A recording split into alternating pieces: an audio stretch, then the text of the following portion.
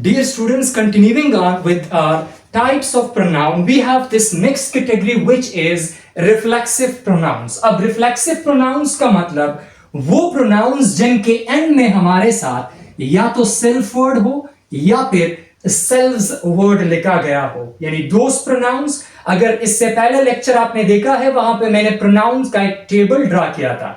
By the end of that table we had reflexive pronouns and reflexive pronouns को अगर आप check कर लें तो उनके एंड पे या तो self आ रहा है या फिर हमारे साथ selves आता है. अब जब used when we have the same subject and object in a sentence, और ये reflexive pronouns उसी सेंटेंस में यूज होते हैं, उसी कॉन्टेक्स्ट में यूज होते हैं जहां पे किसी भी सेंटेंस में if the subject and object are the same, subject is usually the doer of the action and object receives the action. तो कोई ऐसा सेंटेंस जहां पे सब्जेक्ट ही एक्शन को परफॉर्म भी करे और रिसीव भी करे, when the subject and object are same, तो उस कंडीशन में हम रिफ्लेक्सिव प्रोनाउंस यूज करते हैं.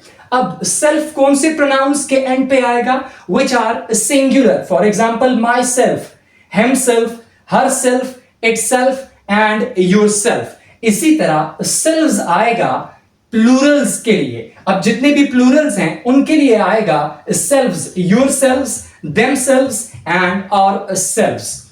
For example, examples को देखिए यहां से. He gave himself one more chance. अब he is a pronoun, himself is a reflexive pronoun because उसने किसी और को नहीं बल्कि खुद को ही ये चांस दिया है. So we can say that over here the subject and object are same. That is why this pronoun, reflexive pronoun is used. और ये singular है ही तो इसीलिए यहाँ पे him के साथ self is added. अब see, you can redeem yourself in the next test. अब again you can redeem yourself. अब किसी यानी the speaker is being addressed and उसी को ही बताया जा रहा है, किसी दूसरे शख्स की बात नहीं है. The same speaker who is being addressed is told that she can redeem herself in the next test. तो यहां पे भी हमारा सब्जेक्ट और ऑब्जेक्ट जो है सेंटेंस का that is one, that is same. So इसीलिए यहां पे भी reflexive pronoun is used. अगर मैं कहूं यहां पे कि you can redeem yourselves अगर मैं कहूंगा so that would refer to a larger group of people, यानी प्लूरल फॉर्म के लिए फिर your के साथ भी क्या ऐड होगा? selves ऐड होगा.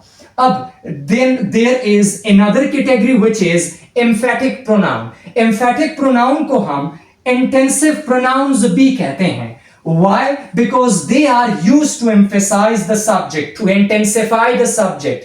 Subject को ये लोग emphasize करते हैं, intensify करते हैं. That is why they are also known as intensive pronouns as well. अब emphatic pronoun और reflexive pronouns में difference क्या है? These two examples, इनको देखिए, ये emphatic pronoun के लिए है, यानी my friend, himself. अब my friend is subject. अब himself, it is intensifying, it is emphasizing over the same subject. तो यहां पे ये emphatic बन जाएगा. इसी तरह she herself, अब she is the subject, herself is this emphatic pronoun which is intensifying the subject, emphasizing over this subject she.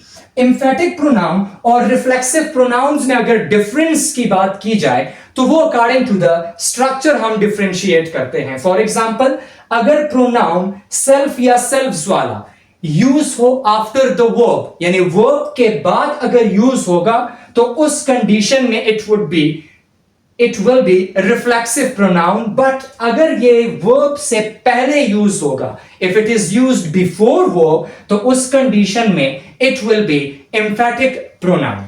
नीचे examples को देखें. I served the guests myself. अब served is what? Main verb है आपके sentence का. Myself is at the end, used at the end, यानी after verb है. तो यहां पे ये कौन सा pronoun बन जाएगा? ये आपका बन जाएगा reflexive pronoun. लेकिन अगर next sentence को देखें, I myself served the guests. अगर इस कंडीशन में इसको देखें जहां पे ये बिफोर वर्ब यूज हो रहा है, तो बिफोर वर्ब अगर यूज होगा तो उस कंडीशन में that would be called emphatic pronoun, यानी आफ्टर वर्ब यूज होगा तो उसको हम कहेंगे रिफ्लेक्सिव प्रोनाउन, और बिफोर वर्ब यूज होगा तो उसको हम कहेंगे एम्फेटिक प्रोनाउन, और एम्फेटिक प्रोनाउन का सेकंड नेम क्या है हमारे साथ? Intensive pronoun. Then we have the next category written over here, and that is relative pronouns. अब relative pronouns क्या करते हैं कि ये किसी भी सेंटेंस में नाउन या प्रोनाउन के रिलेशन को शो करता है with the rest of the sentence preceding it. अब सी, who, whose, whom, which and that, they are relative pronouns. ये सारे जितने भी ब्लैक मार्कर से लेके गए हैं, they are relative pronouns, and यहां पे who, whose, whom, they are specifically used for living things, जबकि नॉन लिविंग थिंग्स के लिए भी use which and that, and they are interchangeable. आपको मुख्तलिफ कंडीशंस में, डिफरेंट कॉन्टेक्स्ट में which और that इंटरचेंजेबली यूज होते हुए दिख जाएंगे. अब सी, who के बाद हमेशा के लिए वर्ब आएगा किसी भी सेंटेंस में.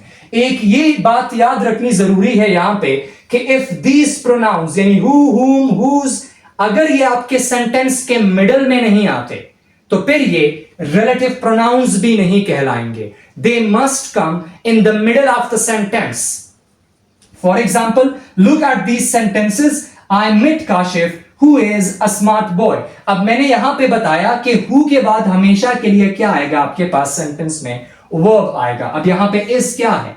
auxiliary verb है. So and it is in the middle of the sentence, that is why it is a relative pronoun. इसी तरह I met Kashif whom I know. अब I is what? A pronoun. तो whom के बाद हमेशा के लिए सेंटेंस में आपके पास pronoun ही आपको दिखेगा. And whom is in the middle of the sentence, यानी it relates this part of the sentence with this part. यानी इसी noun के साथ आपको ये वाला पार्ट वो कनेक्ट करके दे रहा है. So it is a relative pronoun. And इसके बाद भी क्या यूज हुआ है? I, which is a pronoun. इसी तरह whose के बाद क्या यूज होगा सेंटेंस में? noun. For example, I met Kashif whose father. अब father हमारे पास क्या है? noun है, और यहां पे ये relative pronoun है. Why? Because यानी मैं उसी काशिफ से मिला जिसके फादर क्या हैं? टीचर हैं. अब this part is connected to this part.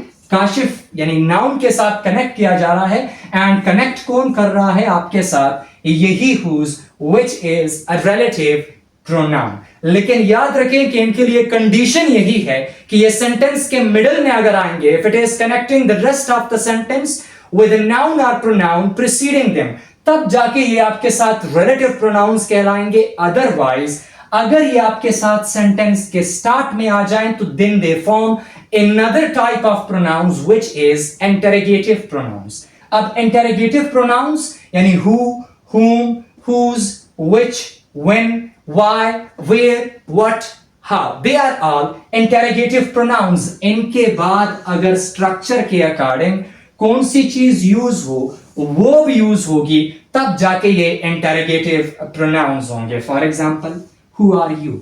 Verb use हुआ है after the pronoun who, and it is in the start. और interrogative pronouns का मतलब क्या है? They are used to question about something unknown. यानी किसी भी unknown noun के बारे में क्वेश्चन करने के लिए हम इंटेरोगेटिव प्रोनाउंस का यूज करते हैं. इसी तरह व्हाट इज द प्रॉब्लम, इसी तरह वेयर आर यू. अब चेक करें सारे जहां पे भी आपके साथ ये प्रोनाउन स्टार्ट में यूज हो रहे हैं, we are directly placing the verb after them to make them interrogative pronouns, यानी to take function from them as interrogative pronouns. अब इंटेरोगेटिव एडजेक्टिव्स भी हमारे साथ हैं, और इन्हीं इंटेरोगेटिव प्रोनाउंस में से whose, which, what, these three, अगर इनके बाद नाउन यूज हो जाए वर्ब के बजाय, अगर whose इंटेरोगेटिव प्रोनाउन के बाद, which is इंटेरोगेटिव प्रोनाउन इसके बाद, या फिर what के बाद वर्ब के बजाय नाउन यूज हो जाए, तो उस कंडीशन में वो बन जाएंगे interrogative adjectives. They will not be functioning as interrogative pronouns anymore if any noun is placed after whose, which, what. They will rather function as interrogative adjectives. For example, whose phone is this? Phone is a noun. इसी तरह which pen do you like?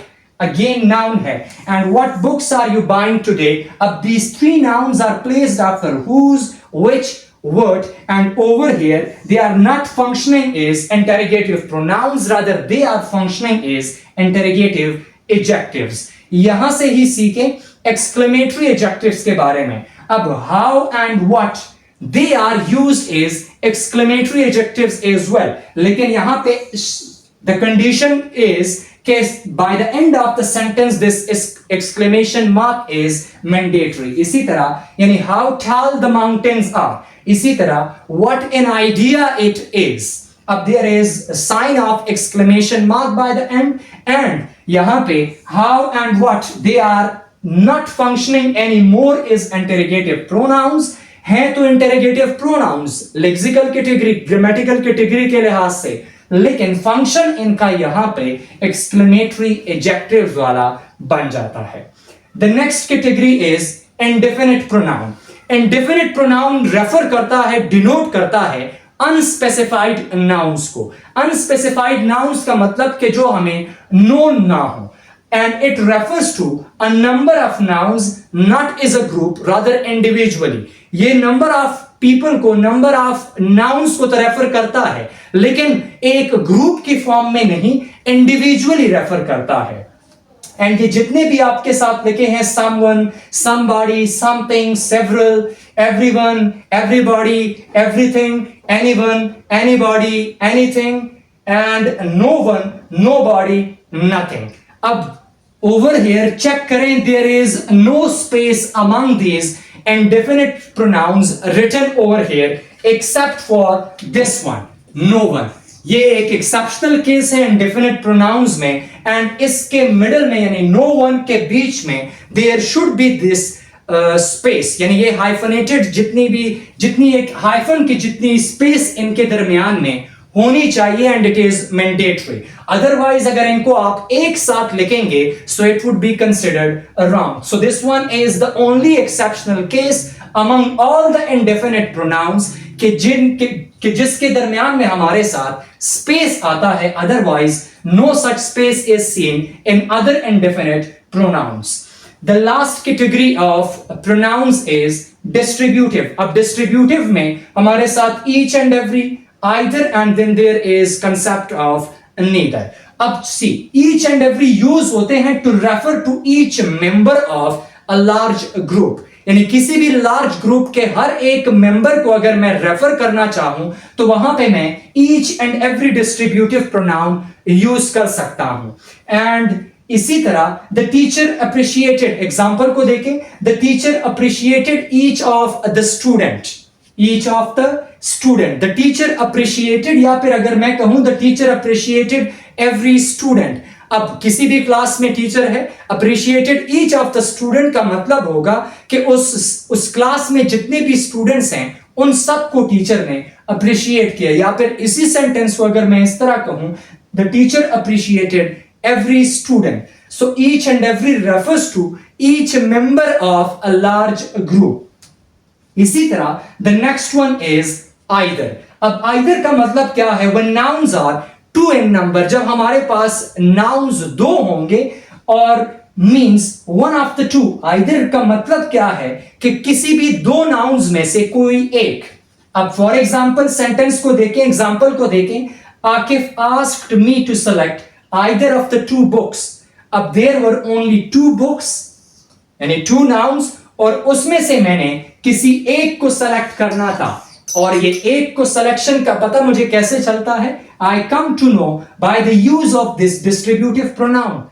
This either lets us know, this either would let you know that there are two nouns, and उसी two में से किसी एक की selection की बात करनी है. इसी तरह अगर मैं कहूं नीदर, अब नीदर का कॉन्सेप्ट भी सेम है कि जब हमारे पास नाउन्स दो हो इन नंबर, यानी when nouns are two in number. लेकिन नीदर का मतलब क्या बन जाता है? It means that no one of the two. No one of the two means कि यानी neither of them responded to my call, and neither is usually used in negative sentences, जहां पे हमने यानी नेगेटिव का मतलब क्या होगा कि neither of them responded to my call, कि उनमें से किसी ने भी, यानी दो बंदे हैं for example, I have tried to call them and they didn't respond, तो मैं कहूंगा neither of them responded to my call, उन दोनों में से किसी ने भी मेरे कॉल का जवाब नहीं दिया. I hope the pronouns are clear to you people.